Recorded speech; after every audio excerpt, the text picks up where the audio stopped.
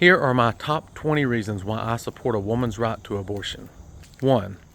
Women should be honored for their ability to create life, and women should not be demeaned into nothing more than a baby-making factory. 2. We should minimize harm if we can't eliminate harm. I will admit that abortion harms the fetus, but the harm caused to a fetus in abortion is far less than the harm caused to a woman in forced pregnancy. 3. Human rights should be concerned about the right of a woman and not just the fetus. The woman has more rights than a fetus because the woman is a fully developed human, but the fetus is not a fully developed human. 4.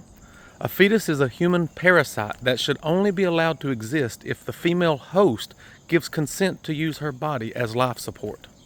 5. Removing a human from life support is not murder or killing.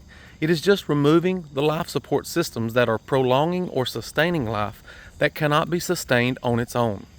6. Women dispose of 1 egg per month and men dispose of millions of sperm every day. Disposing of 1 sperm and 1 egg combined should not suddenly become immoral. 7. Ending a life is different from not creating new life.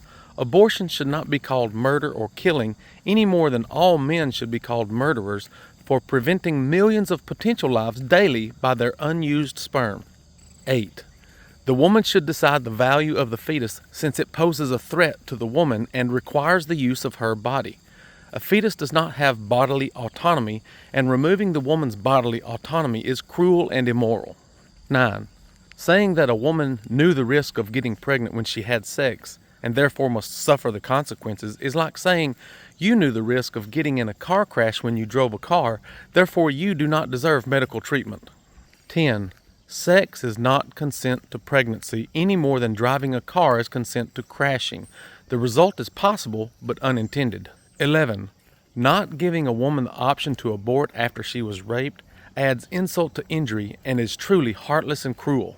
12. If abortion is acceptable for a woman who was raped, then it should be acceptable for another woman who does not want to be pregnant for her own reasons. 13. If abortion is acceptable when the pregnancy significantly threatens the life of the woman, then it should be acceptable for other serious concerns as well. 14.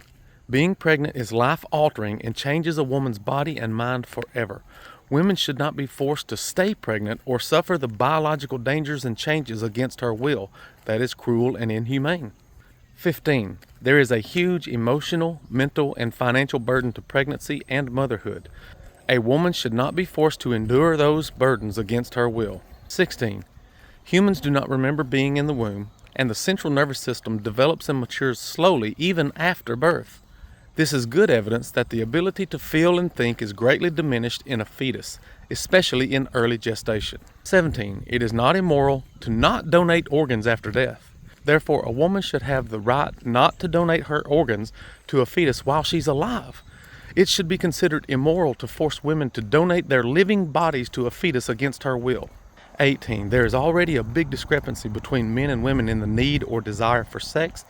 Placing additional burdens on the women regarding criminal charges for undesirable outcomes will increase the sexual divide, which leads to more violent sexual crimes from men and more egregious harm to women.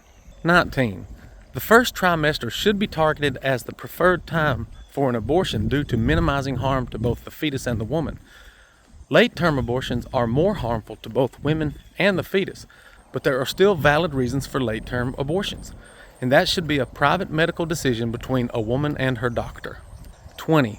Any mention of God or the Bible is completely hypocritical because the Bible justifies mass murder of men, women, and children.